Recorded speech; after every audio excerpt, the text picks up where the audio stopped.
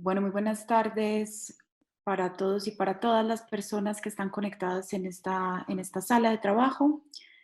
Es un gusto para mí saludarles. Mi nombre es Laura Rojas Escobar, yo hago parte de la organización Amazon Frontlines y voy a estar el día de hoy acompañando en la moderación de este grupo de trabajo. Estamos con la compañera Vivian Hidrobo, eh, de la Alianza de Organizaciones de Derechos Humanos del Ecuador, y vamos a estar juntas facilitando el grupo número 4 de garantías para la participación dentro de la Maloca tercera de Gobierno Propio y Autonomía. Entonces, para ser respetuosas de los horarios convenidos, la idea es que podamos dar inicio a la sesión con un video introductorio. Gracias.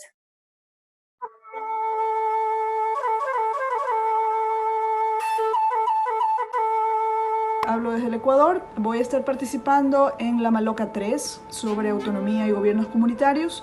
En este grupo, en esta Maloca, vamos a discutir desde derechos de los pueblos, construcción de poder local, planes de vida y ordenamiento del territorio, ordenamiento de los pueblos y las comunidades, hasta garantías de participación. La idea es que intercambiemos iniciativas en curso, lecciones aprendidas, en cómo van desarrollando los pueblos sus propias formas de organización local, las formas de organización local en su relación con el resto de la sociedad, incluidas con agencias y órganos estatales, un poco para conocer mejor de todos, un poco para intercambiar esas experiencias y también para soñar posiblemente en mejores formas de gobernanza para la región, para la Amazonía.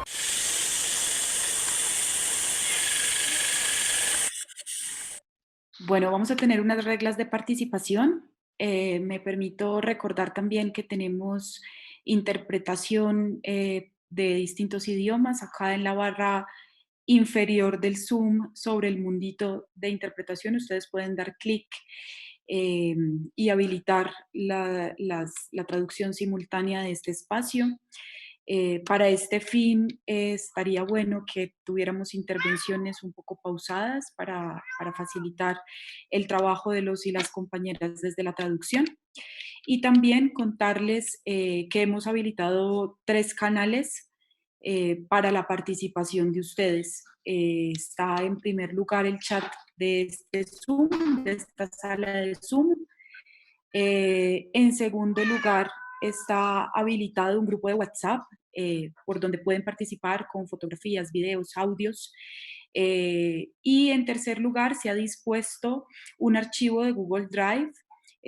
Voy a volver a pegar el link de acceso para que todos y todas podamos participar en las reflexiones que vamos a tener en esta jornada. Vamos a tratar de ser respetuosos y respetuosas del tiempo, con la finalidad de que podamos todos y todas escucharnos y participar.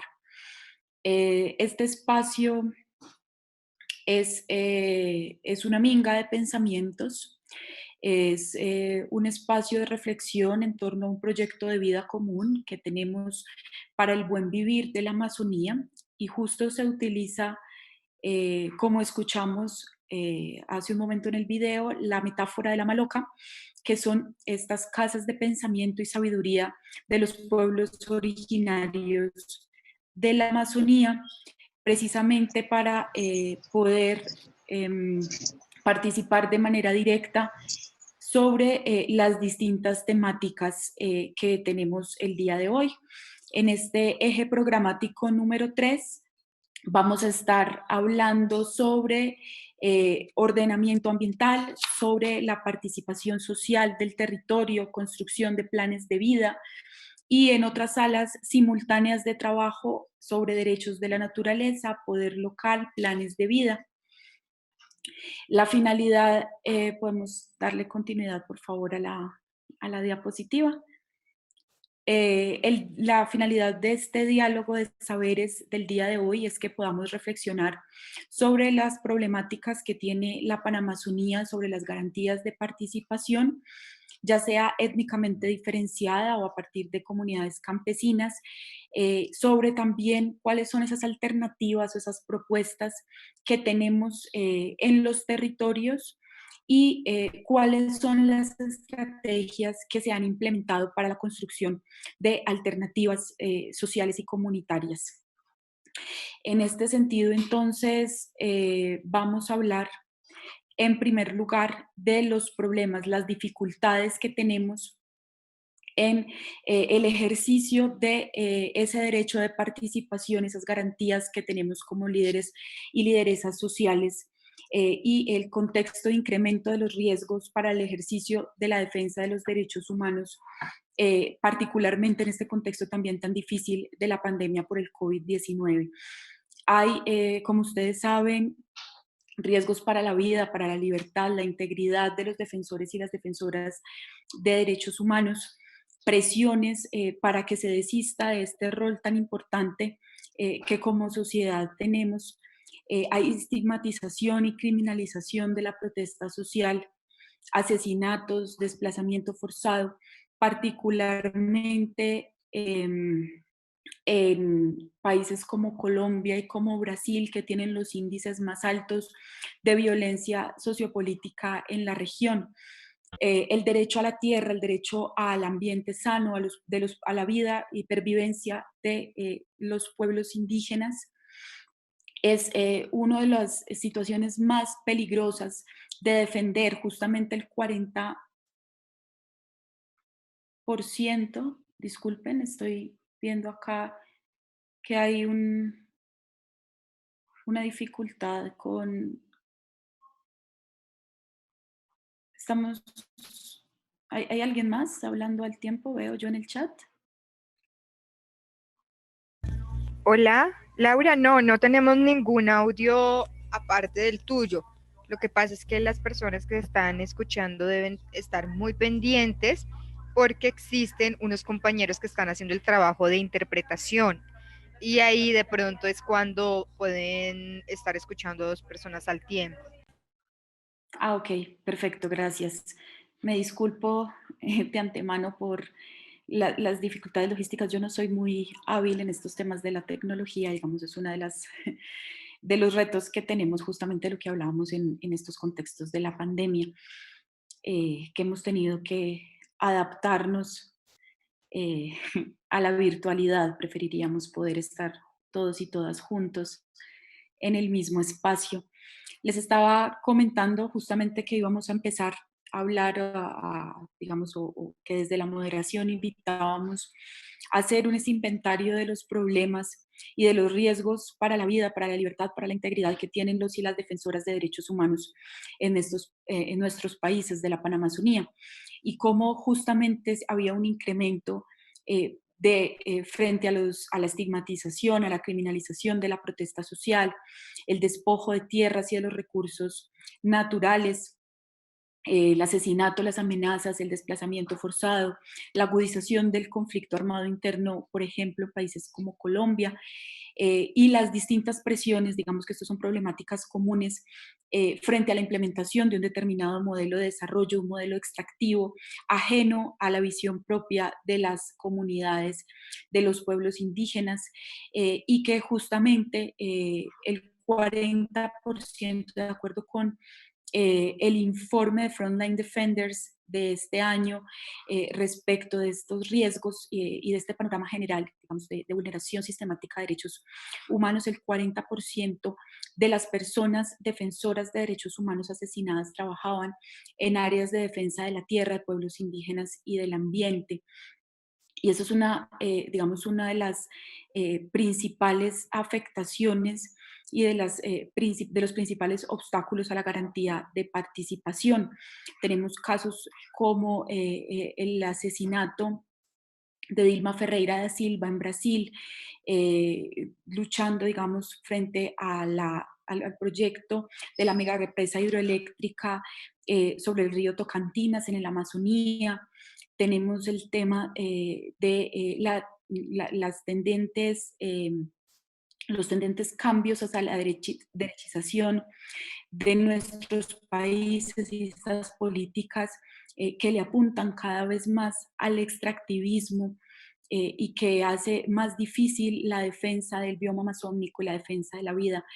Eh, en Colombia, por ejemplo, el incumplimiento a los acuerdos de paz y cómo el Estado, digamos, negándose al reconocimiento de derechos de propiedad y derechos frente a los territorios ancestrales y cómo esta inconformidad social ha generado también a nivel de región una serie de reclamaciones legítimas y unas movilizaciones que han sido fuertemente reprimidas y que han tenido pues una serie de respuestas violentas por parte del Estado, como pudimos observar en el Ecuador frente al paro nacional de octubre del 2019 y como un año después frente a los informes de derechos humanos que han salido, particularmente de la Alianza de Derechos Humanos, podemos ver cómo hay más de 800 procesos penales en contra de personas que participaron en la movilización versus solo 44 procesos de posible responsabilidad de agentes estatales y abusos de la fuerza pública. Y estos contextos de polarización son sumamente graves para la garantía de los defensores y las defensoras de derechos humanos que son agentes para el cambio social. Esta situación entonces nos pone un reto muy grande. Podemos, por favor, avanzar en las diapositivas. Nos pone un reto muy grande frente a cuáles son esas estrategias que se han implementado en los territorios y cuál es el rol que tiene la investigación autónoma, la educación también, las universidades, el papel de la educación popular, las articulaciones y las alianzas comunitarias justamente la movilización y los espacios de incidencia política. Escenarios como los sistemas propios de guardianía, podemos avanzar, eh, sistemas propios de guardianía, ejercicios desde la autonomía, la libre determinación, para apostarle a justamente tratar de frenar intereses voraces extractivos, la definición de protocolos autonómicos de consulta previa como respuesta justamente a la falta de reglamentación desde una visión a partir de los estándares internacionales de los instrumentos de protección de derechos humanos como el Convenio 169 de la OIT, como la Declaración de Naciones Unidas de Pueblos Indígenas o la Declaración Americana sobre Pueblos Indígenas del año 2016. Y justamente hay un rol bastante importante del papel que tienen las estrategias comunitarias para la formulación y aplicación de sus derechos. ¿Podemos avanzar, por favor?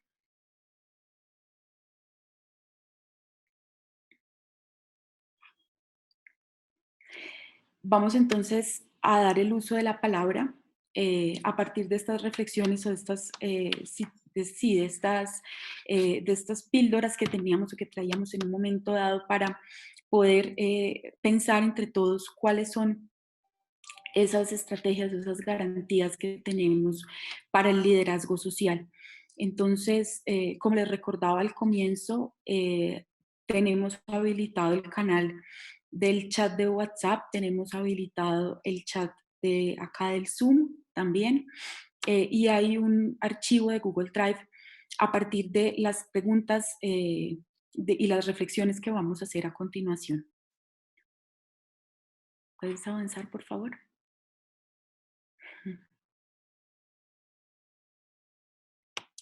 Entonces, la primera pregunta que tenemos para ustedes es, ¿cómo se relacionan estos gobiernos comunitarios, estos ejercicios de autonomía, de derecho propio, con las instituciones oficiales, con el Estado, a partir de poder consolidar un espacio de gobernanza favorable para la realización de los planes de vida de los pueblos y las nacionalidades?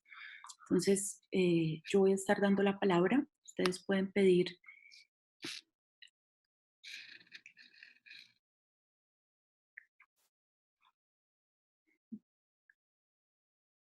¿Quién quisiera intervenir?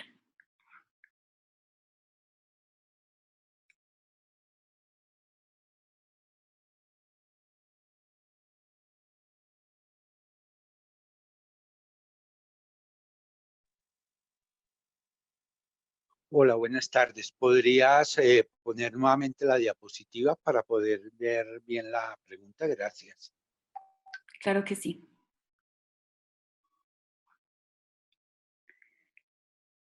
Nos preguntan por acá los compañeros de la traducción que si alguien puede, por favor, confirmar si se está escuchando.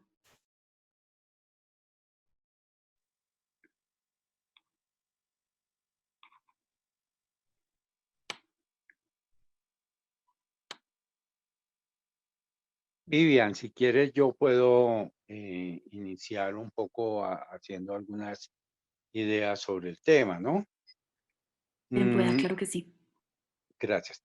Creo que lo que está allí teniendo, digámoslo, referencia, es el reconocimiento que las autoridades y los pueblos indígenas tienen frente al Estado. En estados excesivamente autoritarios o que no reconocen su carácter pluricultural, hay una tensión permanente. Esto nos lleva a pensar que solamente estados que tienen una sensibilidad frente al tema de lo pluricultural o lo multicultural son aquellos que tienen la capacidad de reconocer digámoslo, toda la pluralidad que puede existir en una nación. En el caso nuestro colombiano, pues acabamos de pasar la minga indígena y creo que fue un ejemplo importante de cómo un gobierno que no tiene ese carácter se comporta frente a sus pueblos indígenas, ¿no? El gobierno Duque no recibió de ninguna manera a los delegados de los pueblos indígenas. De ahí deriva todo. Es un problema fundamentalmente de la democracia, la calidad de la democracia que puede haber en cada uno de los estados. Allí, digámoslo, se puede empezar a pensar el problema. Dejo ahí para darle más espacio a otras personas. ¿Quién tiene la palabra? ¿Cindy? Asimvip, tiene la palabra. Ah, vale. Sí te escucho, María Ea. Bueno, acá estamos no nos visibilizamos. ¿Sí nos ven? Sí, compañera, sí se ve. Ah, bueno. Acá desde la organización, la Asociación de Cabildos Indígenas del Pueblo Inga de Villagarzón, hacemos un saludo a todos los que están conectados con el Foro Social Panamazónico y queremos aportar lo siguiente. Los pueblos indígenas tienen gobiernos propios y además de ello tienen derechos especiales en el tema de la participación. De hecho, el gobierno propio es un derecho fundamental. En ese sentido, los estados están en la obligación de respetar ese gobierno propio, esas autoridades tradicionales y esa autodeterminación de los pueblos.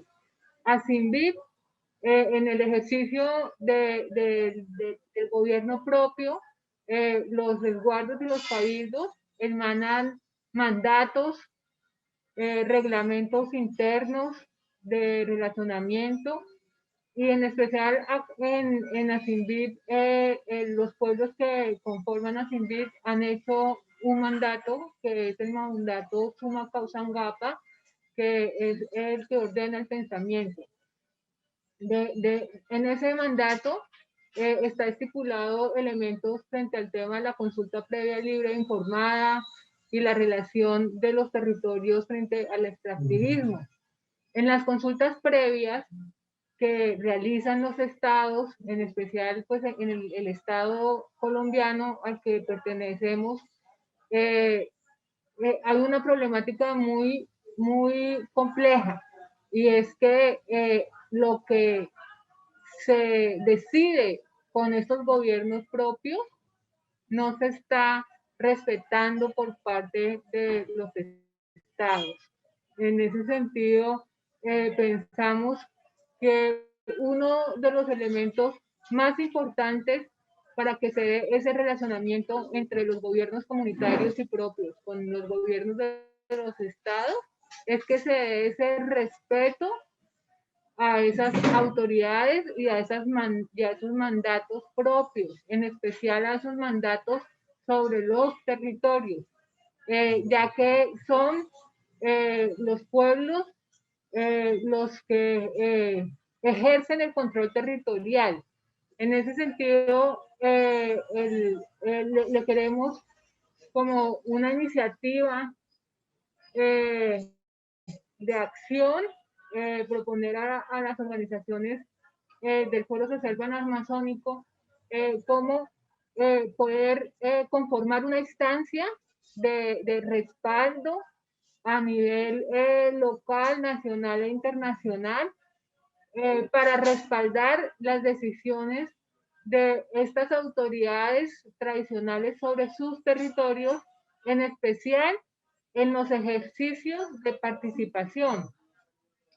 Nosotros participamos, de hecho, en el Tribunal de Mujeres y vemos que es una experiencia muy valiosa que podemos de alguna manera replicar o que sea un punto de partida para que las organizaciones en el marco de sus autoridades y de sus autonomías puedan fortalecer estos mandatos propios. Como les decía, el gobierno existe y la organización territorial existe. El gran problema es que los estados, por diferentes objetivos e intereses, los están desconociendo. En ese sentido, necesitamos fortalecer nuestros gobiernos propios. ¿Cómo hacerlo? ¿Cómo hacer que lo que decidamos en nuestros territorios realmente lo tomen en cuenta los estados?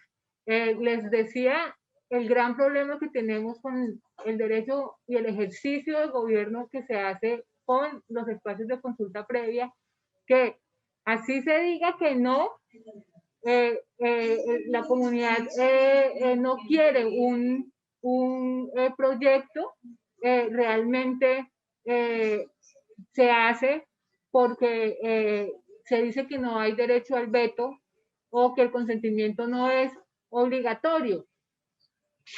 La participación sin consentimiento no es participación. El gobierno propio no es solo para el interior de los pueblos indígenas. El gobierno propio es hacia adentro y hacia afuera. Es decir, y más cuando las decisiones que se toman en el marco de ese gobierno, vuelvo y repito, son en el marco de sus territorios. En ese sentido, lo primero, respondiendo a la pregunta orientadora, es la articulación entre los gobiernos se da en la medida en que se respeten los mandatos internos. No se están respetando. Es evidente que no se reconocen estos gobiernos y estas decisiones por parte del Estado. No solo por parte de las decisiones de los pueblos indígenas. En Colombia, en especial, las consultas populares, que son un ejercicio de mandato de la soberanía y de la participación, que podríamos decir que es el mandato del pueblo a través de su constituyente primario, que sería la ciudadanía, como lo dice la Constitución Política. Ahora resulta que no es vinculante por una misma instancia de la Corte Constitucional a través de una sentencia que señaló que las consultas populares no eran vinculantes.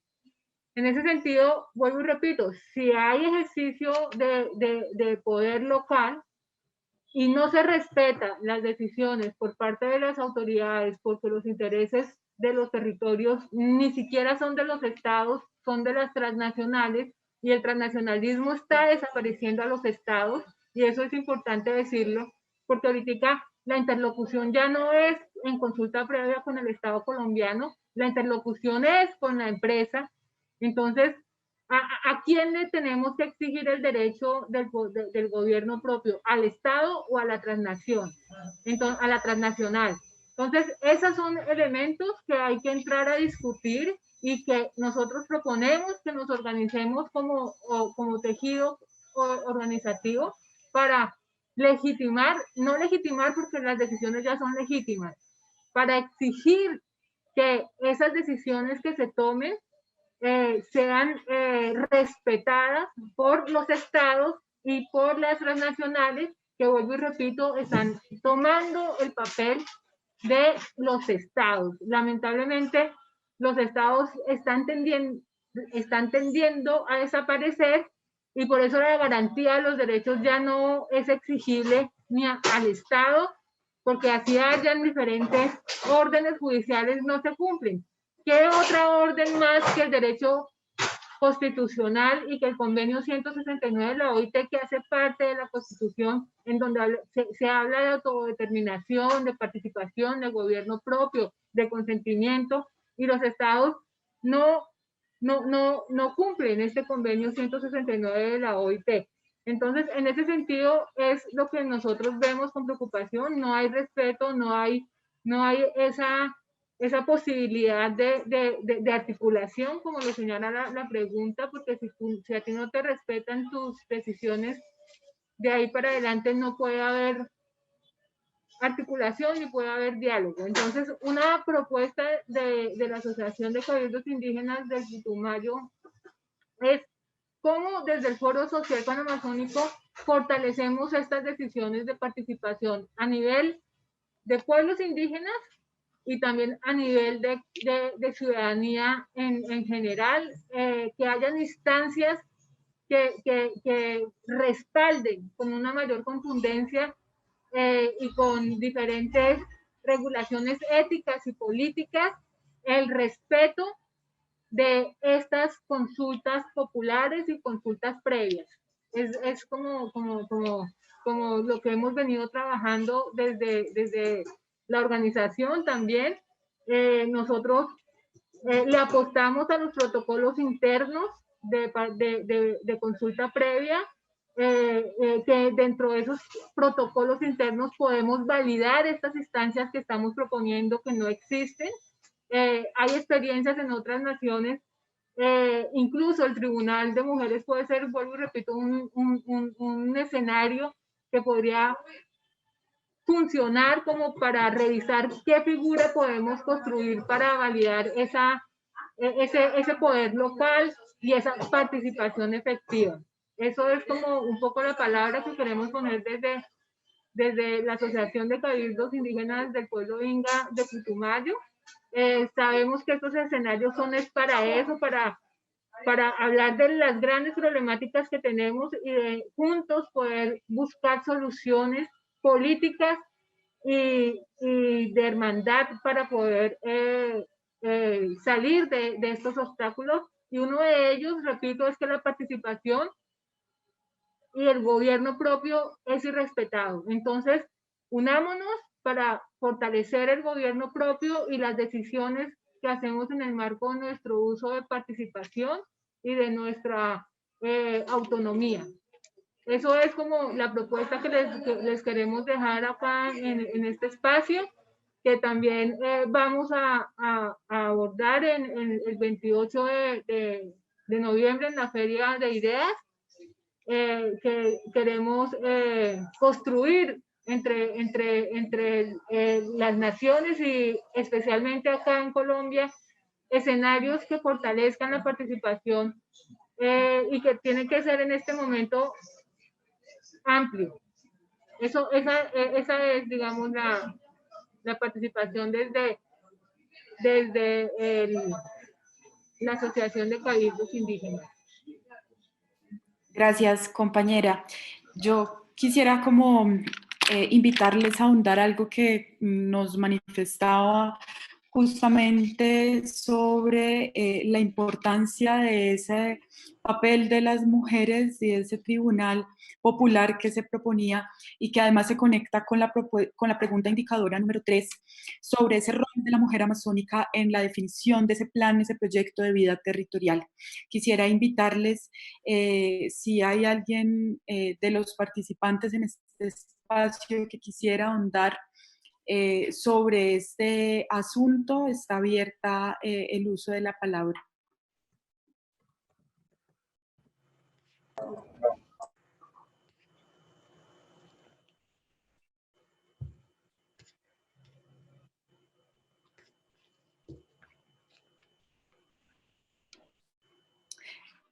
Mientras tanto y mientras se animan a participar en el foro, veo en el chat un saludo desde Costa Rica que nos hace Adrián.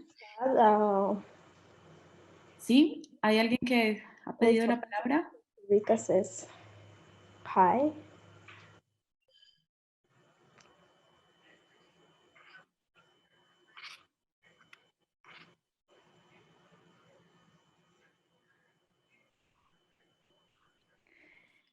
Entonces continúo. Mientras les animo a participar en las reflexiones conjuntas de este espacio, veo en el chat que el compañero Adrián nos dice sobre la última pregunta. Adrián, Me gustaría colaborar con reuniones de intercambio de experiencias y temas de resolución de conflictos ambientales frente a la ciudadanía. Dice, la Amazonía tiene el poder de resguardar la vida y como tal debo contribuir a mantener su integridad. No sé si Adrián se anima a hacer una intervención pública en el espacio y podríamos darle la palabra.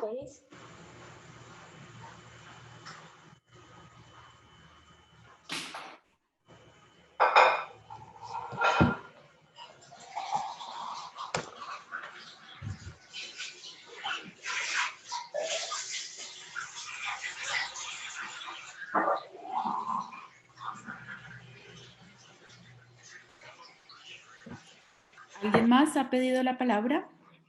Someone else want to participate?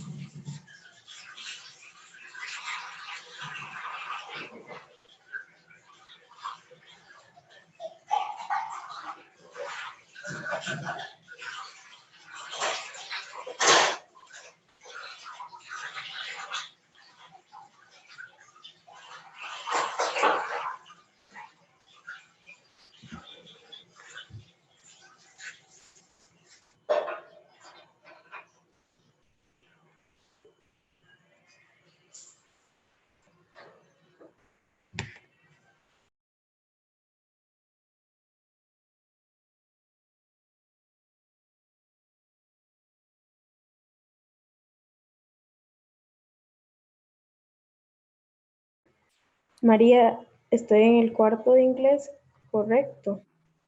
Sí. Ok. Se sigue pegando. Estás en el cuarto de inglés, pero también estás en el cuarto general. ¿Y cómo hago?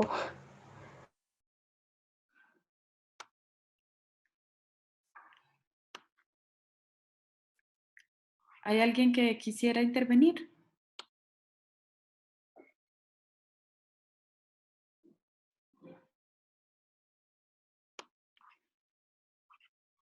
Sí, Adrián, tiene el uso de la palabra. Ahora me escucho los dos.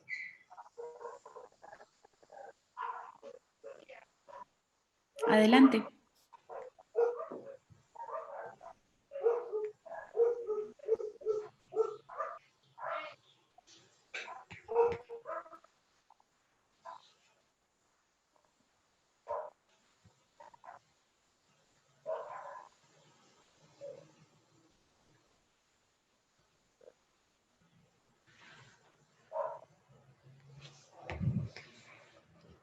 Buenas tardes, es que no sé si me están cediendo un espacio de palabra, muy honrado. o bien era la interferencia que teníamos con el chat en la parte de inglés. Entonces, guardo silencio al respecto. Sí, compañero, tiene el uso de la palabra. Justamente no había alguien más adelante, sino... Ah, perfecto, muchas gracias.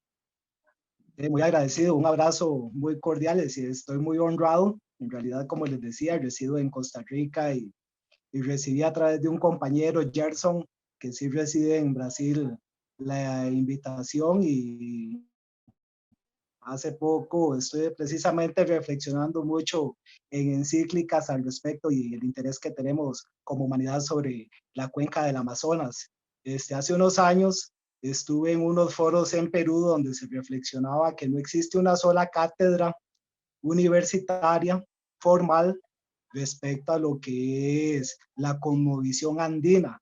Entonces me quedé muy dolido porque escuchar hoy los diferentes discursos viene a ser muy semejante.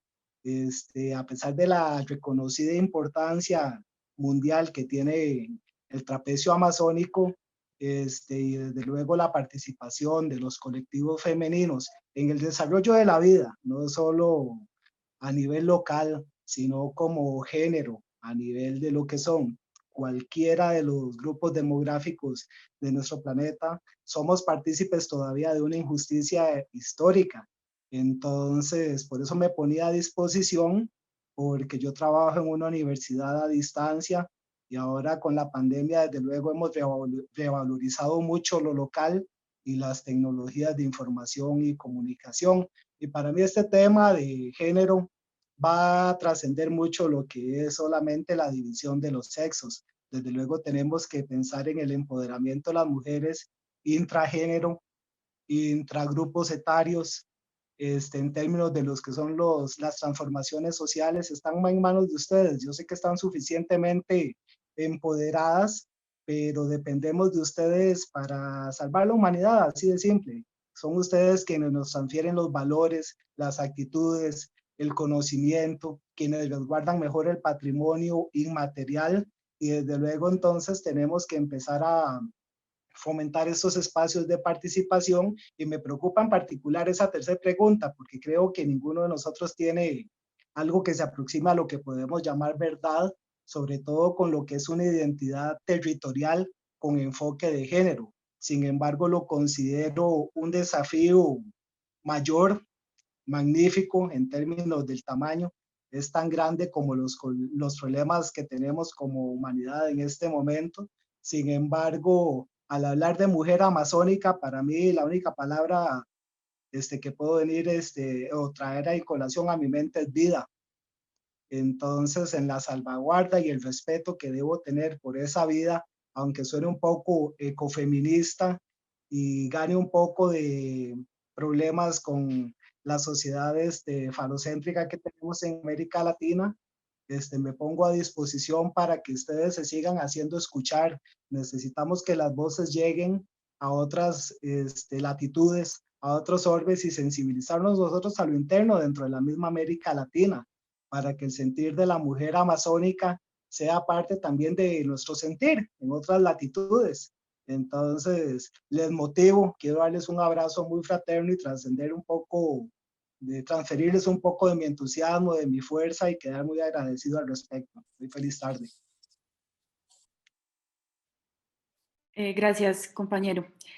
Efectivamente, hay un reto grande frente a la efectividad de los derechos de participación y particularmente ese ejercicio de reconocimiento a la autonomía, la autodeterminación y las decisiones que toman los pueblos, las nacionalidades frente a la determinación de sus proyectos de vida, frente a la determinación de sus modos de vida y la defensa de sus costumbres ancestrales.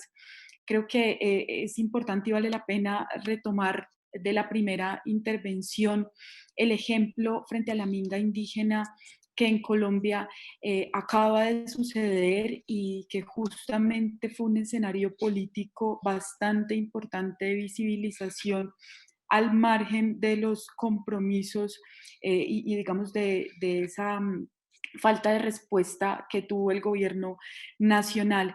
creo que valdría la pena que, digamos, también haciendo relación con el comentario y el saludo que nos extienden desde el Instituto Mexicano de Doctrina Social Cristiana en Ciudad de México, en el chat, donde manifiestan que interesa bastante el tema de la participación, porque los pueblos originarios en México, si bien tienen autonomía de gobierno, son atropellados por el Estado, y hay una lucha importante por adquirir ese reconocimiento.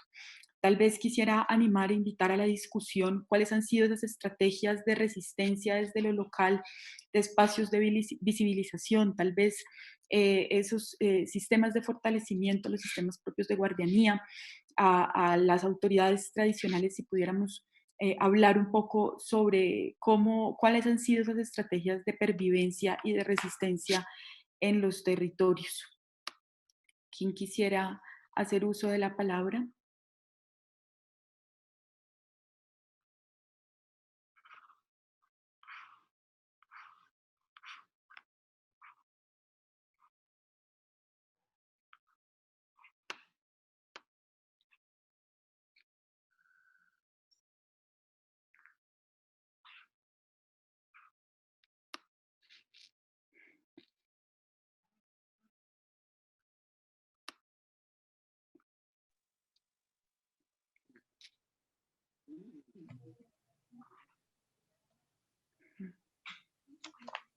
Bueno, nosotros desde el Putumayo, qué pena compañera, es que vemos que no responde, estábamos esperando que... Bien pueda, compañera. Estábamos esperando que otros compañeros se animaran. Nosotros tenemos la experiencia del Putumayo, la Guardia Indígena del pueblo Inga y también la Guardia Indígena de la Organización Zonal Indígena del Putumayo, que está en otro punto acá mismo de encuentro. Nosotros nos respaldamos mucho en los procesos organizativos. De hecho, esa es una estrategia este grupo, digamos que nos inscribimos en este eje. Precisamente tenemos el trabajo, hemos venido trabajando en el fortalecimiento de estos espacios de participación, y como estrategia hemos precisamente fortalecido en estos espacios de participación, de consulta previa a las autoridades indígenas tradicionales, su participación a través también de las guardias indígenas. Pero hay que decirlo en estos espacios, y es que esas estrategias son muy difíciles de mantener, ya que las guardias indígenas necesitan también respaldo de sostenimiento. Nosotros hemos hecho con esfuerzo esta consolidación, pero es necesario fortalecer estas estructuras. Las diferentes estrategias no se sostienen en el tiempo, y más en un departamento tan extenso realmente como es el departamento de Putumayo, y nuestros territorios también son extensos en algunos resguardos. No todos los pueblos tienen territorio, esto también hay que señalarlo, y esa es una exigencia y una lucha que también estamos haciendo hacia la titularidad de los resguardos indígenas, y también el acceso a territorios que muchas comunidades no tienen. Sin embargo, hay resguardos que son extensos en su territorio, y para ejercer el control territorial a través de las guardias indígenas necesitaríamos una guardia muy grande para realmente proteger nuestro territorio, y también guardias con capacidades también instaladas que les permitan realmente hacer un trabajo en pro de esa protección territorial, y en pro también de ese fortalecimiento del gobierno propio. Lo estamos intentando. no ha sido fácil.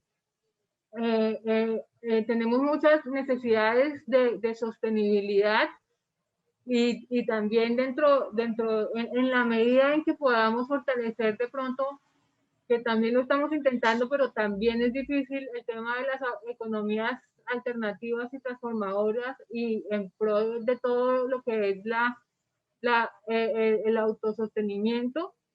Estas instancias de guardias podrían fortalecerse también, pero si tenemos un sistema en el que en este momento es complejo la sostenibilidad, nuestras estructuras de guardias territoriales existen, pero están muy débiles. En ese sentido, es entendible digamos, cómo existe en este momento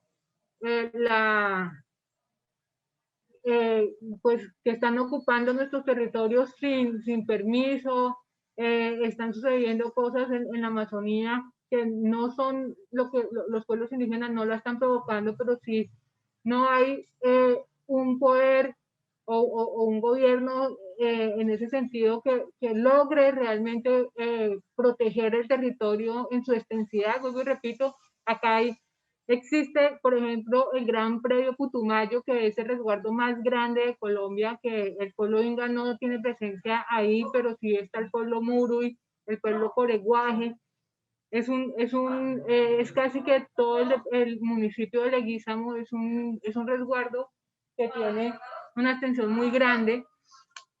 ¿Cómo hacer control territorial en una situación en una extensión tan grande cuando pues nuestras guardias están fortaleciendo? Que no tenemos cómo sostener a una guardia de 800 personas o 600 personas que necesitaríamos para poder realmente custodiar ese territorio. Entonces, es importante también pensarnos en cómo poder nuestras estructuras darle una viabilidad y sostenerlas realmente, ¿cierto? Porque suena muy bonito la Guardia Indígena, pero ¿cómo funcionamos realmente con una guardia que cumpla esas funciones de custodia territorial, también de la custodia en el fortalecimiento del gobierno propio, en el marco de la justicia propia? Hacemos también juicios y realmente nos estamos viendo con la necesidad de cómo fortalecer nuestras estructuras de gobierno propio al interno, al control interno, y nos hacen falta también esas instancias para poderlo hacer. La jurisdicción especial indígena es una realidad, pero no cuenta con una financiación, ¿cierto? Entonces, ¿cómo nuestras autonomías pueden funcionar realmente bien para que después no digan que la jurisdicción especial indígena no ejerce justicia o no sirve para nada y no se ve esa otra cara de la moneda, y es que quién apoya la jurisdicción especial indígena para que cumpla sus funciones jurisdiccionales? En ese sentido, nosotros hacemos un llamado también de cómo estos derechos necesitan ser fortalecidos con capacidades instaladas en términos económicos para fortalecer las infraestructuras y también el funcionamiento y para sostenerlo. Es importante decirlo en estos espacios, porque no todo es color de rosa y las guardias indígenas necesitan y deben tener una financiación para su funcionamiento. Entonces, ese es como un llamado que nosotros hacemos también en clave de lo que habíamos dicho anteriormente del tema de la participación. Si nosotros fortalecemos esas estructuras, realmente se fortalece también el poder local. En ese sentido, pues sí existen las experiencias, hay que mejorarlas.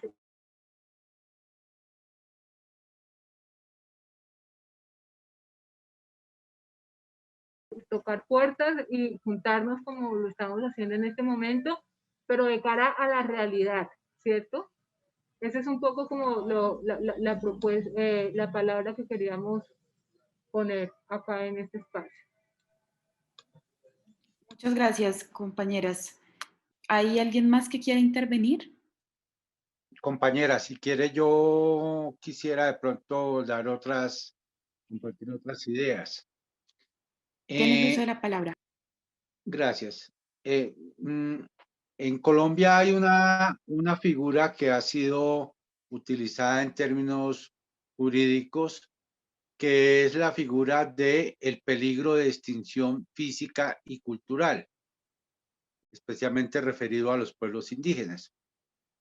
Y hago mención porque cuando una sociedad considera que alguna parte de sus integrantes, algún sector, una población, está en peligro de extinción física y cultural, hace referencia fundamentalmente al hecho de que factores, y en este caso particular, en el caso colombiano, factores como el conflicto armado, son tan determinantes que hacen que se tenga el riesgo de que un grupo de población pueda tener una situación de esta naturaleza. Nosotros fuimos y se utilizó esta figura por parte de la Corte Constitucional colombiana y en algunas oportunidades la hemos compartido con representantes de pueblos indígenas de otras partes de la región. Y les ha sorprendido un poco que esta figura sea utilizada como una medida de protección, como una medida de resguardo, en el entendimiento que para los pueblos indígenas uno de los factores que más pesa es lograr trascender como identidad, como pueblo. Y esto indudablemente es un factor que lo pone en ese riesgo.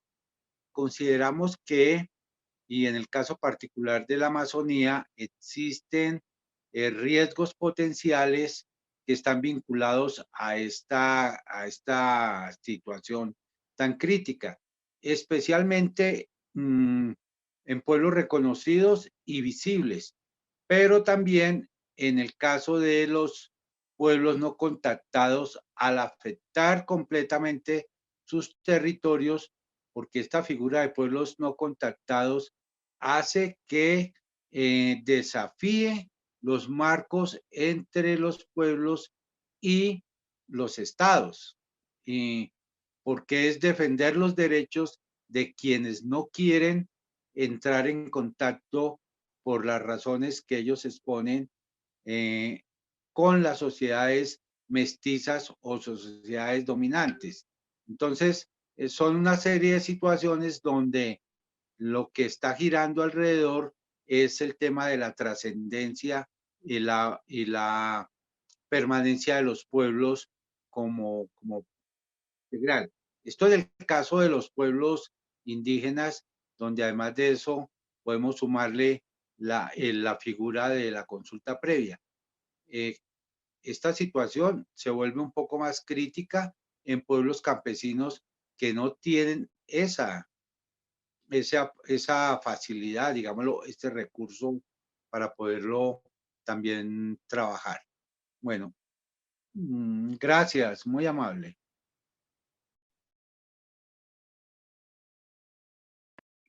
Gracias. El compañero Germán hace alusión a una figura bastante importante reconocida por la Corte Constitucional de Colombia y es justamente ese estado de cosas inconstitucional en materia de atención a la población víctima y particularmente a los pueblos indígenas que ha conllevado a que el confinamiento, el despojo de tierras, todas las afectaciones por apropiación indebida de recursos presione hasta el nivel de llevar ese exterminio físico y cultural de las comunidades. Yo quisiera invitar a la reflexión a otras personas, otros participantes de otros países distintos a Colombia para reflexionar justamente sobre esas garantías de participación, de defensa de derechos humanos de comunidades con baja representatividad demográfica, comunidades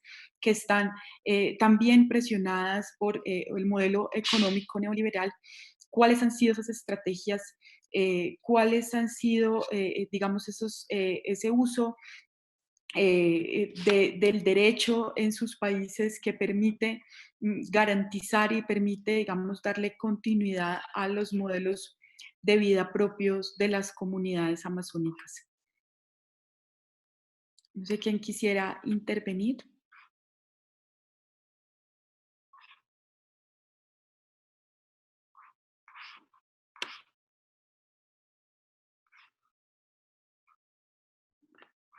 Tal vez pudiéramos ahondar y reflexionar sobre experiencias de cuidadores ancestrales, de guardianes de los territorios de la naturaleza en otras partes distintas a los ejercicios en Colombia o Ecuador.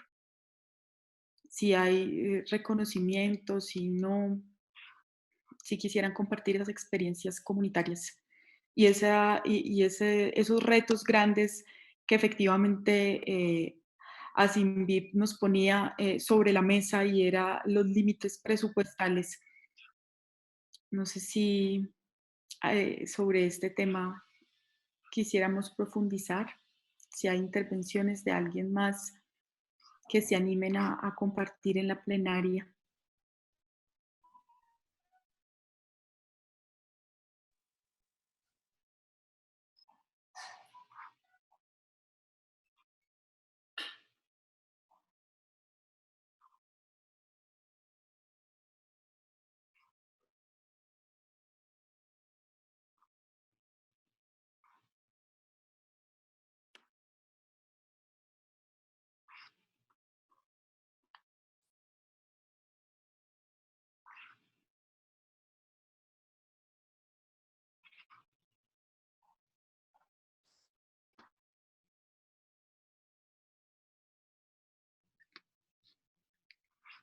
Tal vez, compañeros y compañeras, había un punto que manifestaban hace un momento de la compañera la que expuso de ASINVIP, que a mí me parece bastante que es un reto, incluso es el punto de reflexión número 5 que tenemos acá proyectado, y es justamente en términos de aplicación de justicia, en términos de la exigibilidad, en el reconocimiento de autoridades ambientales al interior de nuestros territorios y la realidad, digamos, del contexto en términos no solo de articulación, sino también de las deficiencias estructurales, corrupción de los poderes locales, cuáles son esos retos frente a la gestión propia de los recursos naturales que tenemos en nuestras comunidades, en nuestros países.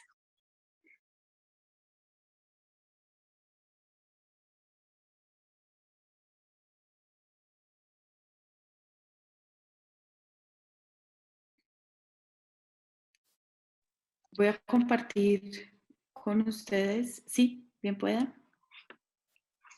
Bueno, aprovechando que la gente está como tan silenciosa y bueno, dan esa oportunidad de participar, quería comentarles también en relación a eso, la figura que también acá en Colombia se ha venido impulsando, que son el reconocimiento de la naturaleza como sujeta de derechos. Existe por parte también justamente de la Corte Constitucional, una declaratoria de la Amazonía como sujeta de derechos. Igualmente han tenido ese mismo beneficio o reconocimiento, no es un beneficio, un reconocimiento de ríos, atrás está también a explorar de las relaciones entre los gobiernos nacionales, estar pues figuras de reconocimiento de los derechos de la naturaleza y vía ello también la protección de los territorios donde principalmente están viviendo pueblos campesinos y pueblos indígenas. Entonces creo que son ahí como varias cosas que le podemos ir sumando a la luz de realidades de carácter jurídico y también de procesos que creo que pueden ser interesantes para explorarlos en el marco de la Panamazonía. Y gracias por el espacio para la participación. Gracias, compañero. Veo que Patricia España está levantando la mano. Tiene el uso de la palabra. Sí, muy buenas tardes. ¿Sí me escuchan? Sí, compañera, se le escucha. Bueno, referente a lo que acaba de decir el compañero sobre ¿qué? Lo de la Corte Constitucional cuando dice que la Amazonía como sujeta de derecho, pues sí, es un documento que está, pero que no se ha cumplido. Lastimosamente miramos que nuestro territorio, a pesar de que está prohibido y que hay un decreto, bueno, una ley que nos protege como Amazonía, la Agencia Nacional de Licencias Ambientales sigue otorgando licencias ambientales a las empresas extractivistas para que sigan haciendo trabajos en nuestros o desarrollando sus proyectos mineroenergéticos en nuestro territorio y muchas veces pasando por encima de las comunidades. Es aquí donde viene la problemática, donde muchos líderes y lideresas pues son amenazados porque pues nos tenemos que pronunciar lo hemos hecho acá haciendo marchas, haciendo incluso romerías, porque en la actualidad tenemos una problemática donde se le ha otorgado una licencia ambiental a una empresa petrolera y donde van a ser supuestamente la plataforma es en la vega del principal río que pasa por nuestro municipio, donde se dice que pues que no se deben hacer según pues lo que hemos estudiado nosotros acerca del medio ambiente. Tenemos esa problemática. ¿Qué decimos nosotros? No se está respetando se me olvidó en este momento, lo de la Corte, cuando dice que la Amazonía es sujeta de derecho, y miramos también cómo muchas empresas mineras también están ejerciendo su trabajo dentro del municipio, en este caso lo que es material de arrastre. Nuestros ríos no lo tienen prácticamente acabado, de tanto que le sacan el material arbitrariamente porque no se hace bajo las normas que se deben hacer para no hacer daño. ¿Cuál es la problemática que nosotros como líderes intentamos denunciar a Corpo Amazonía? No se nos escucha en muchas ocasiones o en otras ocasiones terminamos siendo amenazados. Entonces esta es como mi inquietud. Gracias.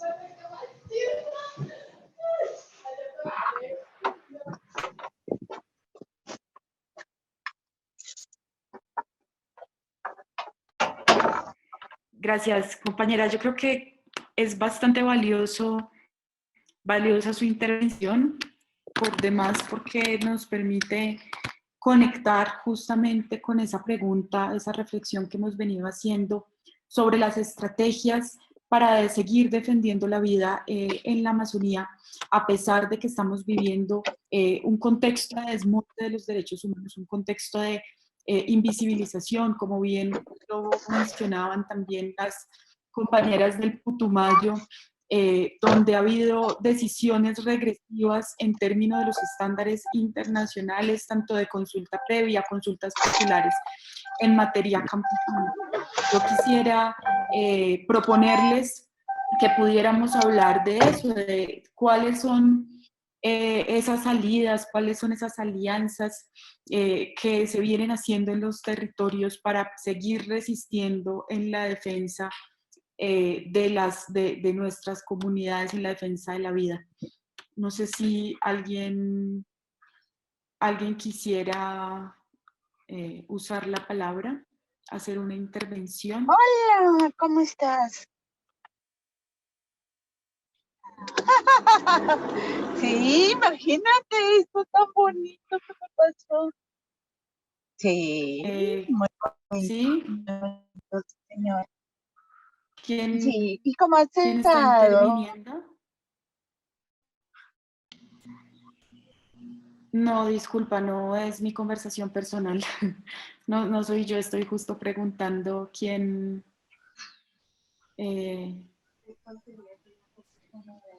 ¿Quién pudiera silenciar si nos está interviniendo? Pedirles por favor que cierren los micrófonos. No sé si hay alguien que quiera intervenir.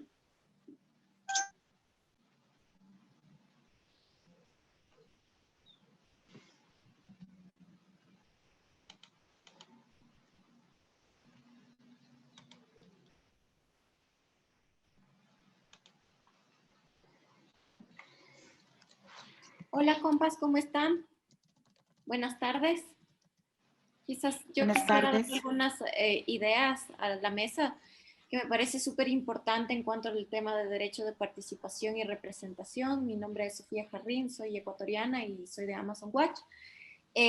Bueno, sobre la temática y tan importante que corresponde más a los procesos de autodeterminación y el ejercicio del derecho legítimo que tienen los pueblos principalmente indígenas sobre el ejercer como sus propias decisiones y además a ser consultados y proteger tanto los recursos a sus territorios y tierras.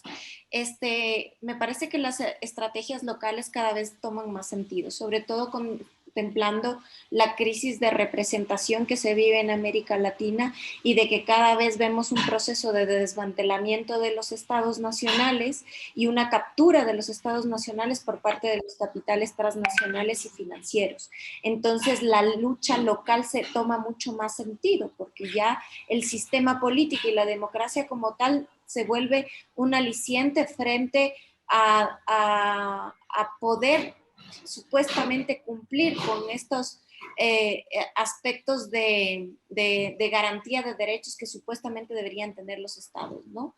En esa lógica me parece que es sumamente importante recuperar las experiencias colombianas de autodeterminación y además de defensa sobre el derecho a la consulta de resguardos y de apropiación también de estos procesos, o como en Brasil, los mismos protocolos de consulta previa, y en Ecuador, bueno, las posibilidades de articulaciones para poder para construir coaliciones organizativas para justamente hacerle frente tanto a los estados como a las empresas, ¿no? Dentro de esa lógica me parece que es muy importante como que aterrizar estas discusiones en lo local, porque también es bastante difícil también como homogenizar que todos los pueblos puedan tener las mismas visiones de desarrollo, pero sí es importante como que consolidar fortalezas para exigir esta forma de autogobierno y de ejercicio de participación y autonomía. Entonces, dentro de eso yo creo que hay varias alianzas, especialmente que a nivel del mismo FOSPA, por ejemplo, existen las iniciativas de acción, como la del convenio de la OIT de la 169, donde existen posibilidades de construcción de articulaciones, de redes y además de, sobre todo, de brindar alternativas, formas de pensamiento, de motivar a la movilización y también a la participación ya desde lo regional, donde podamos compartir experiencias porque es lo que tenemos, ¿no? O sea, el poder articularnos y llevar estas articulaciones y estas experiencias a nuestras realidades para poder fortalecer las luchas territoriales.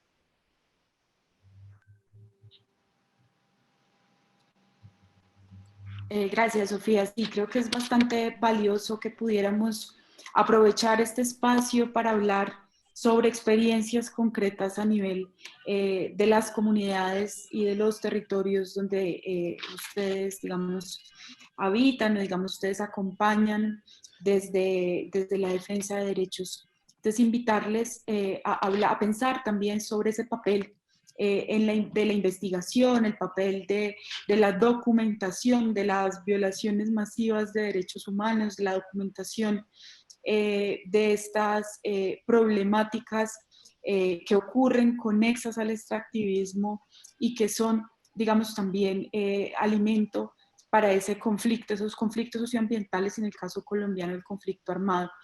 No sé si haya alguien que quiera usar la palabra.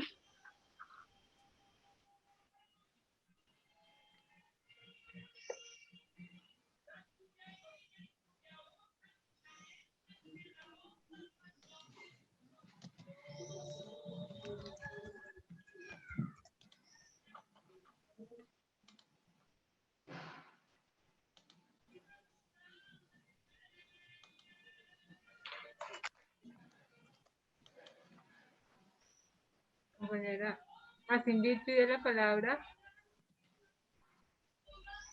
Tiene la palabra, compañera.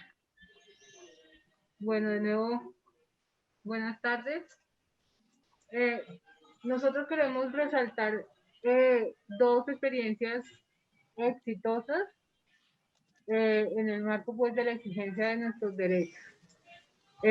La primera es la titulación de un resguardo del territorio ancestral del pueblo Inga, Amucunapa Huasi, que duró este proceso de titulación aproximadamente 10 años, si no es más, en el cual estuvo involucrado los médicos tradicionales y diferentes liderazgos. Dentro de esto resaltamos el del compañero Robinson López Descanse, que ya no nos acompaña en este plano terrenal, que fue el coordinador del cambio climático de la COICA y que lamentablemente pues el COVID-19 no lo arrebató.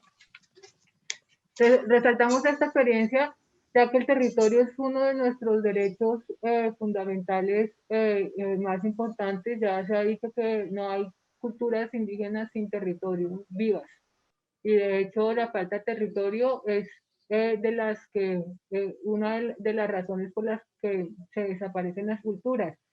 Logramos esta titulación con un trabajo muy juicioso de los liderazgos a nivel nacional, a nivel local y a nivel también internacional.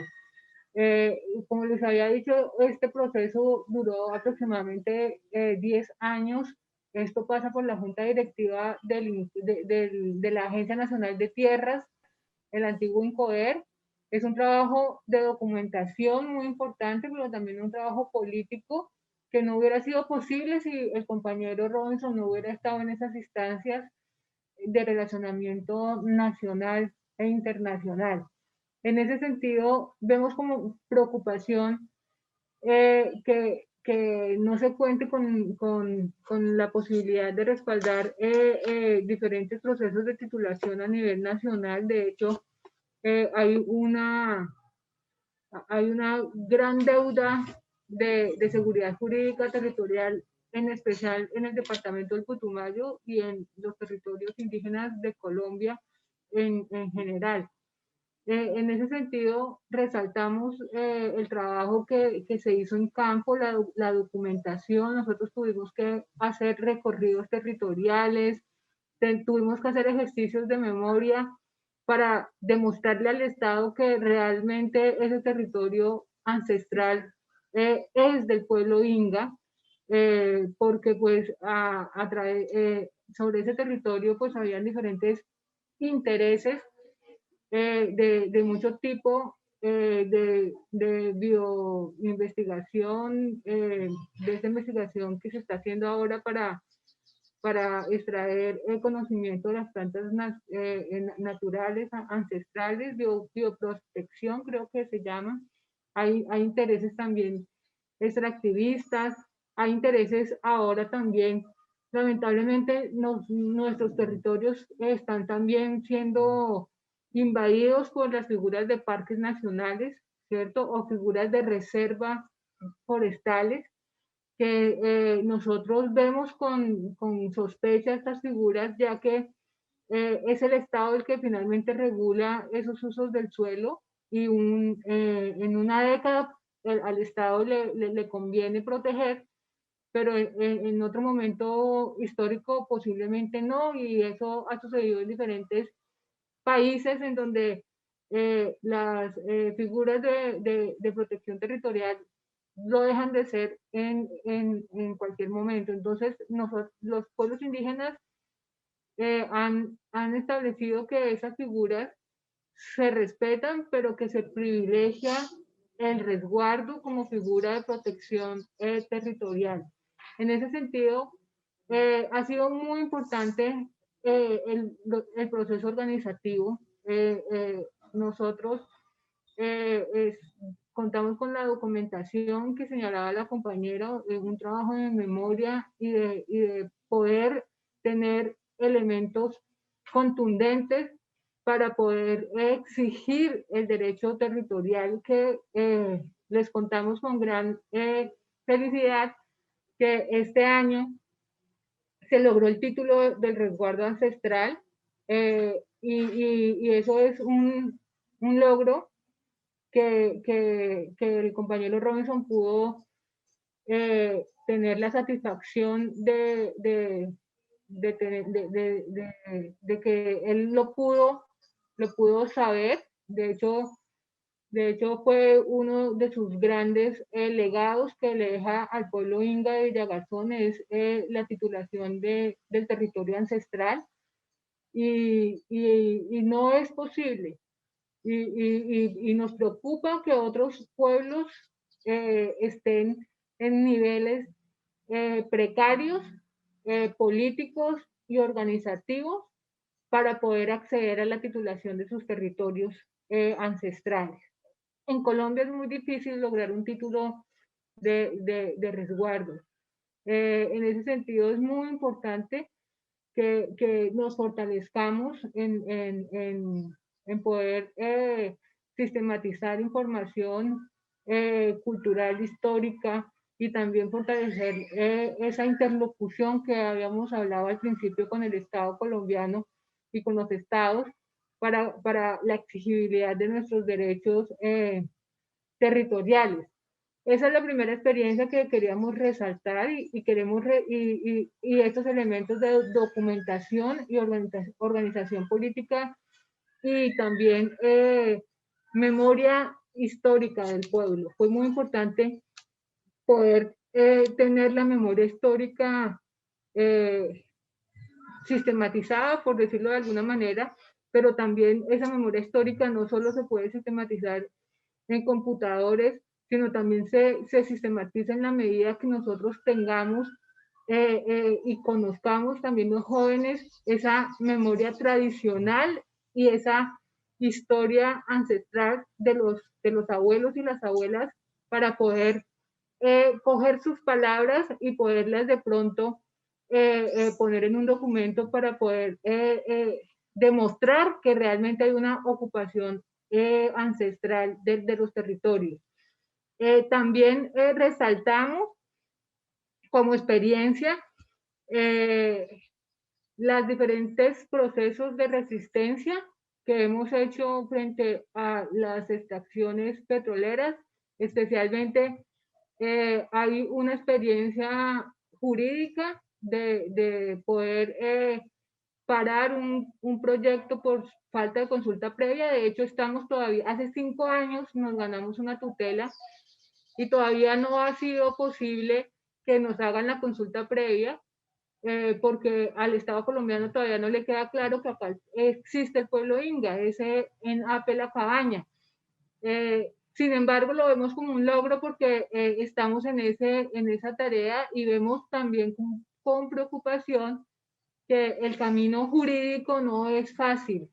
Hay que también tener estrategias organizativas y políticas y jurídicas que son no es imposible, pero digamos que se necesita un nivel de infraestructura organizativa que no todos los pueblos tienen. Y nosotros como ASINVIP resaltamos que no ha sido fácil, pero que tenemos una estructura de gobierno consolidada. Hay liderazgos importantes que a través de la medicina tradicional y del apoyo de los abuelos se han forjado, como es el caso del compañero Robinson, que dedicó toda su vida, desde la infancia hasta el último día de su muerte, a los procesos organizativos. Eso no es fácil, ya que nuestros jóvenes están buscando otros rumbos en sus vidas.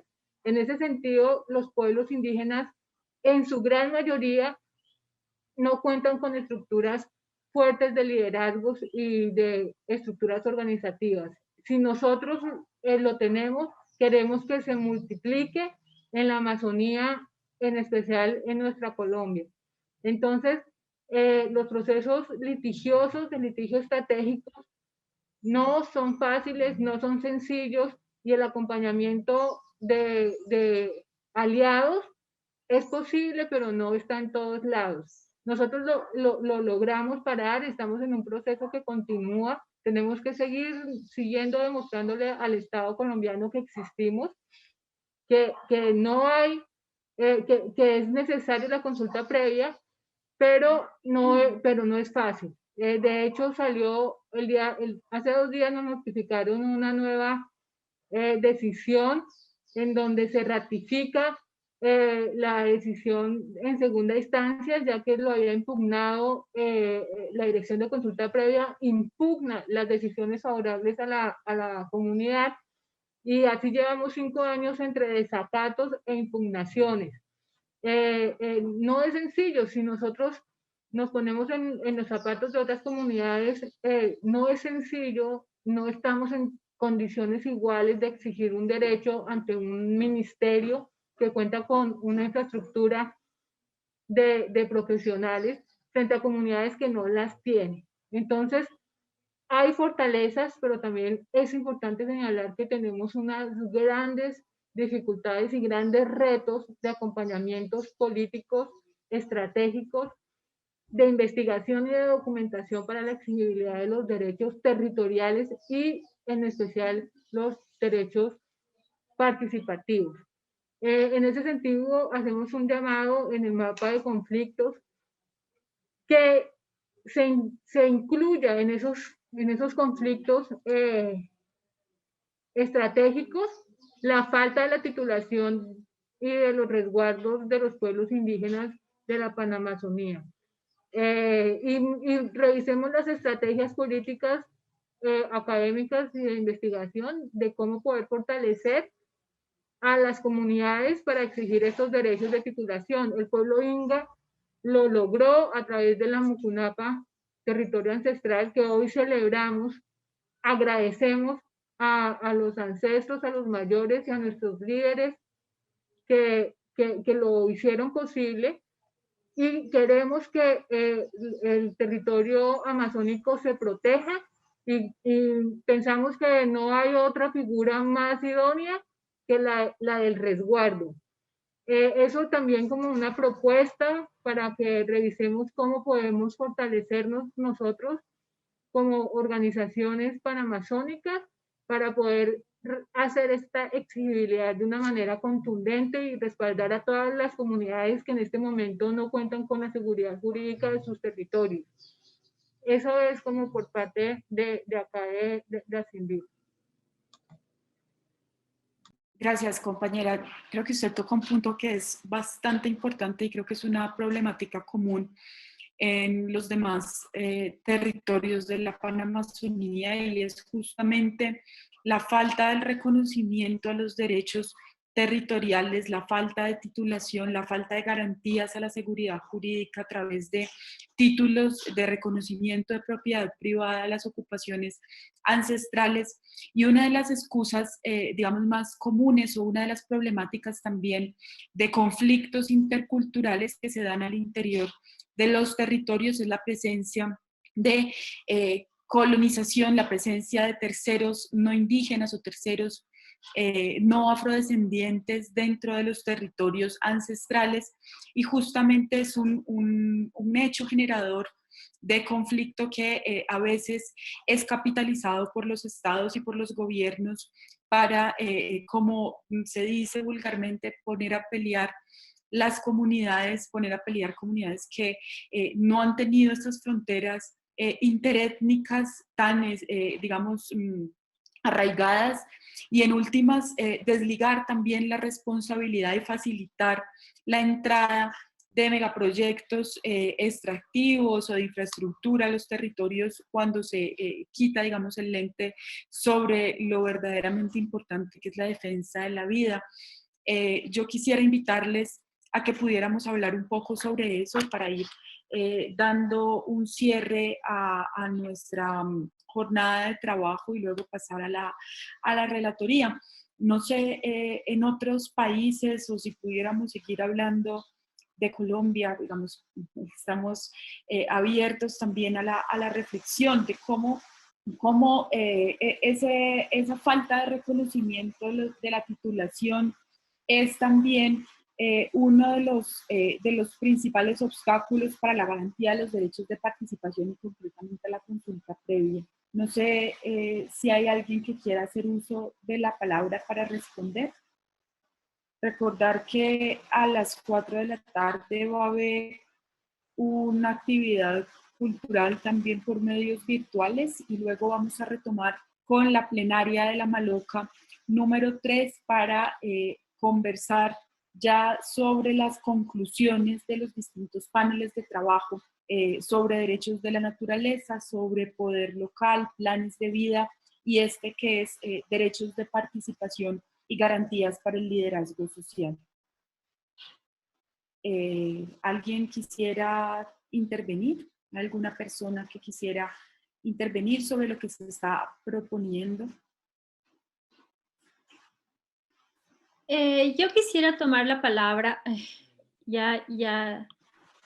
Yo soy relatora, pero quisiera tomar la palabra en relación con lo que han dicho aquí los compañeros y compañeras de Colombia, sobre todo en relación justamente con los litigios estratégicos. Yo tendría,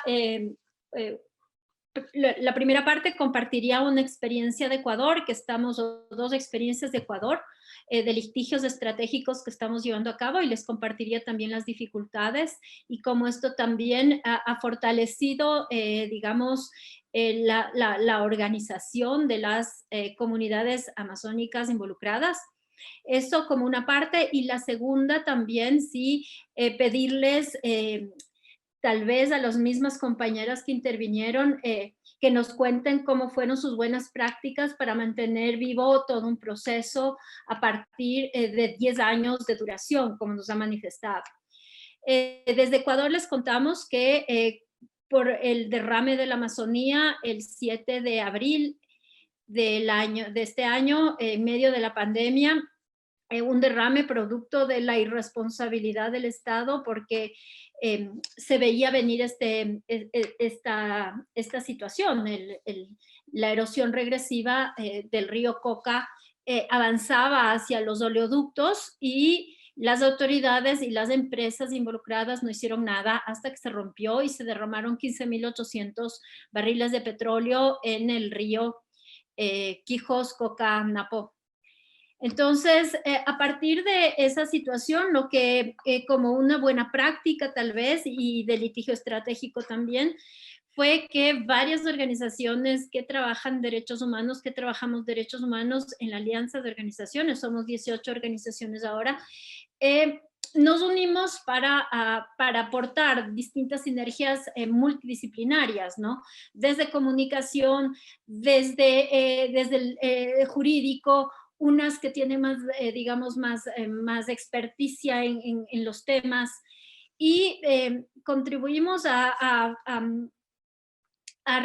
responder justamente al requerimiento de las comunidades, sobre todo en el tema de una acción constitucional que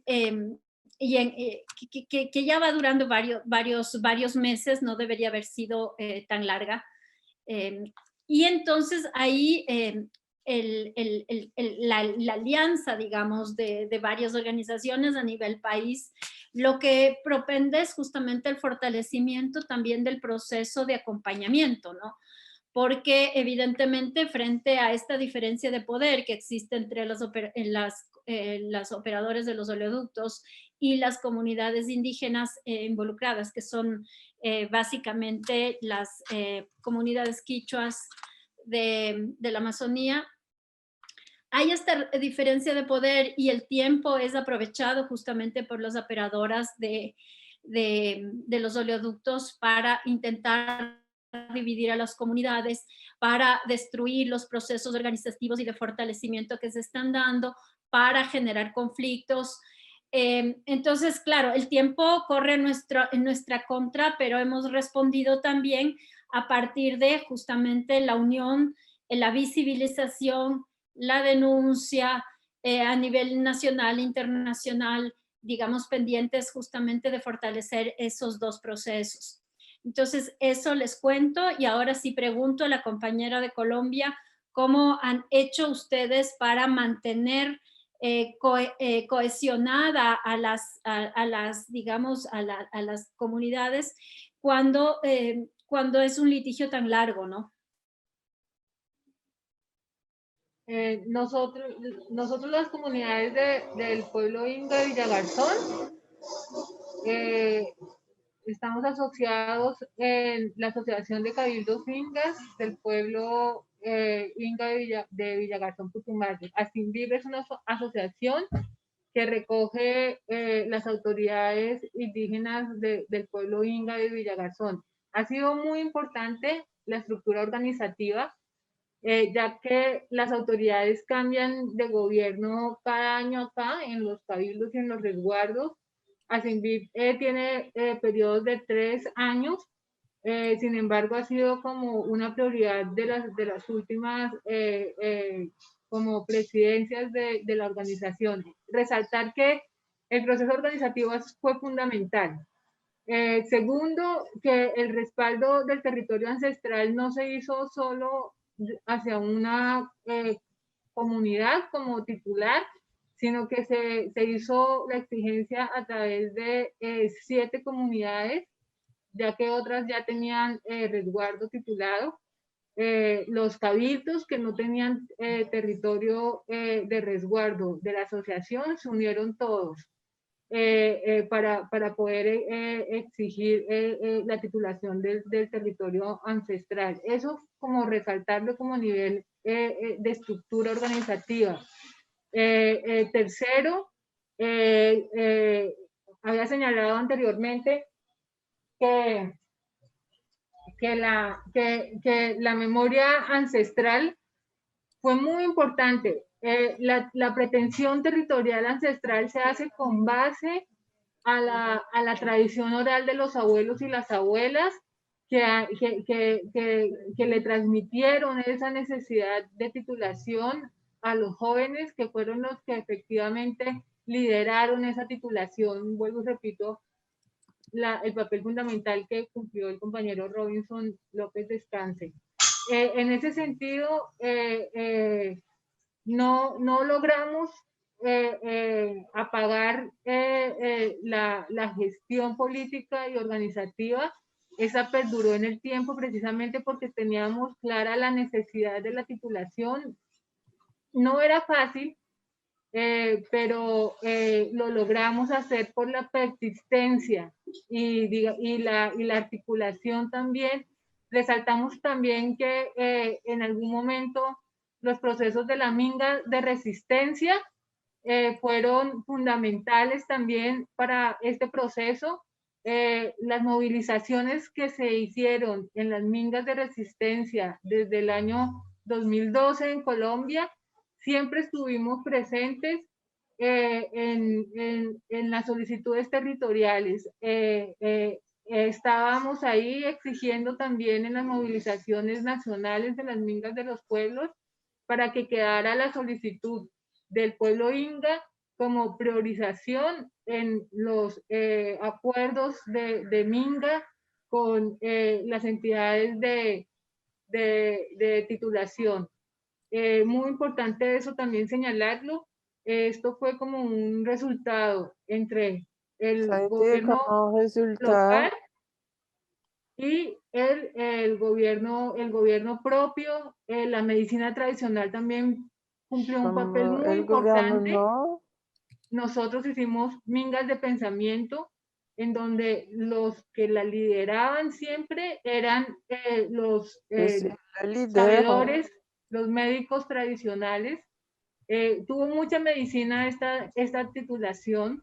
Fue un proceso de gobierno propio y de medicina tradicional que precisamente es lo que permitió que no nos cansáramos, que el objetivo estuviera presente siempre, porque siempre estuvo mandatado por los médicos tradicionales, la necesidad de titular este resguardo, esta medicina tradicional.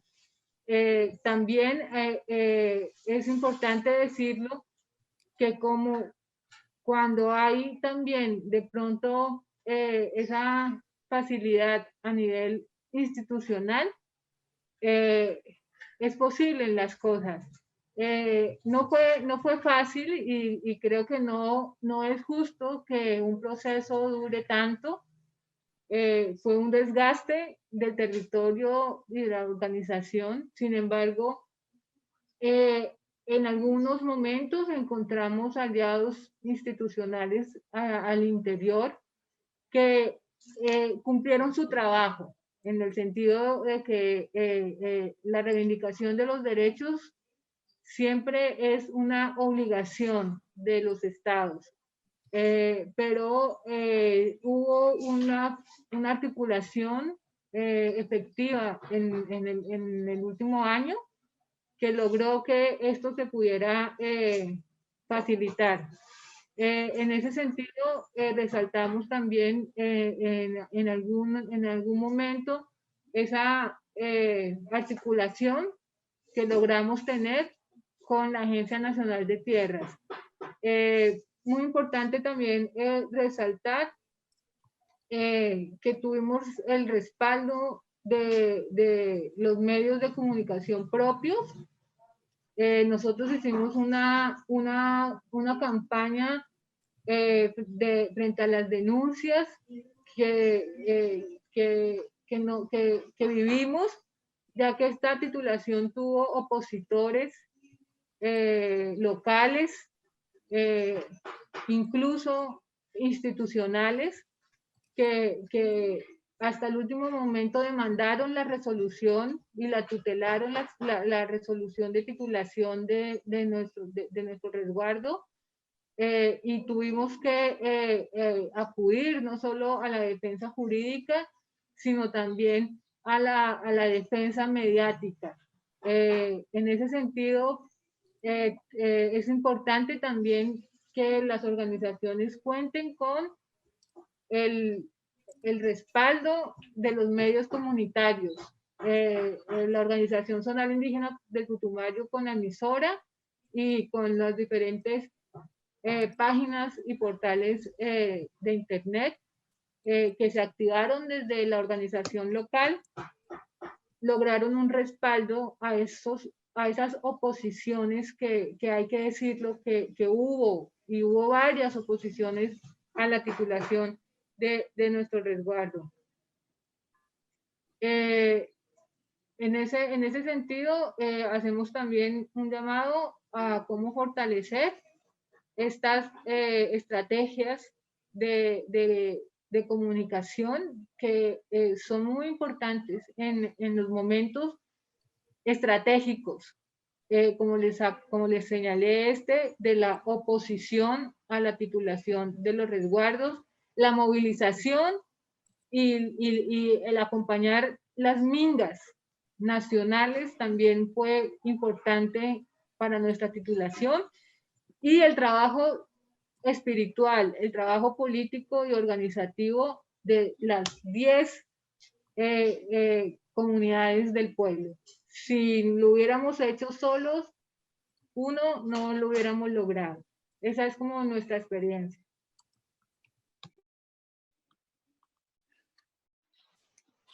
Muchas gracias, compañeras de ASINVIP.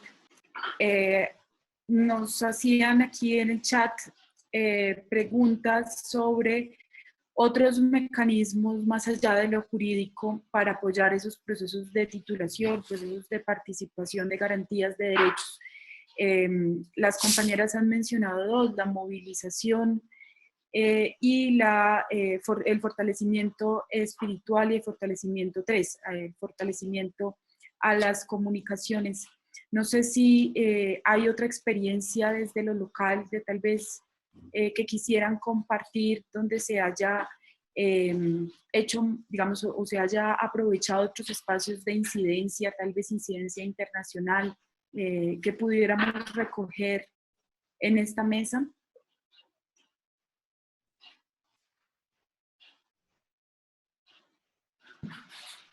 Bueno, sí, yo quisiera agradecer pues este espacio.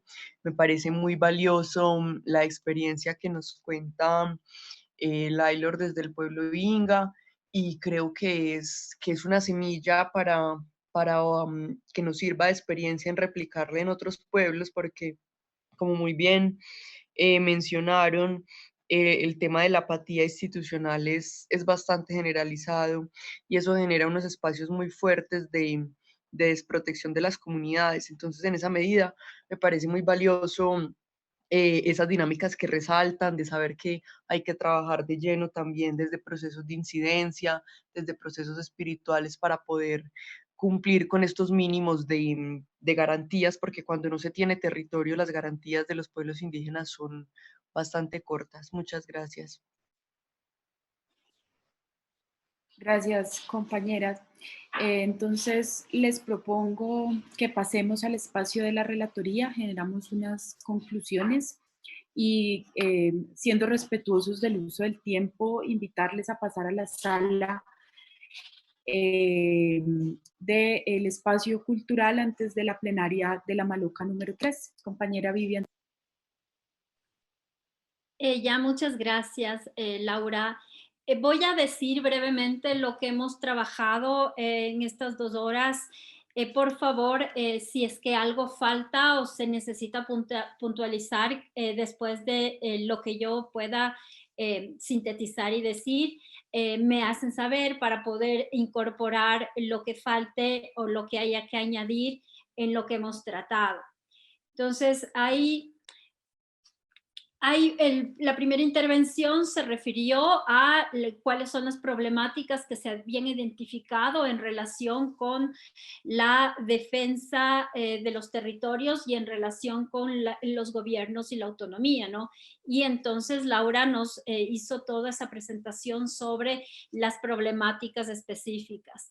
A partir de ello, se habló sobre el reconocimiento constitucional y legal de los pueblos indígenas y cómo eso puede incidir en el ejercicio de derechos en determinados países. Se menciona el ejemplo de Colombia y en relación con la minga indígena que no fue escuchada.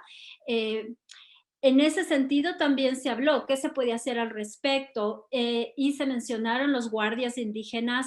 Sin embargo, es necesario señalar aquello que se dijo, ¿no? Respecto de los guardias indígenas es que se requiere un proceso sostenido de fortalecimiento de los guardias indígenas y de la Guardia Indígena para que se pueda responder justamente a los desafíos de sostenimiento y de control del territorio, ¿no? Eso como primera parte. Y otra parte es también el fortalecimiento de la consulta previa a las autoridades. Entonces, en relación con los guardias indígenas, se dijo que, por ejemplo, para ciertos territorios se requeriría una guardia muy grande y los desafíos son grandes también porque requieren recursos y entonces hay que partir de esas, digamos, necesidades que están establecidas. Además, claro, es necesario determinar cómo los derechos tienen que ser fortalecidos con las capacidades instaladas.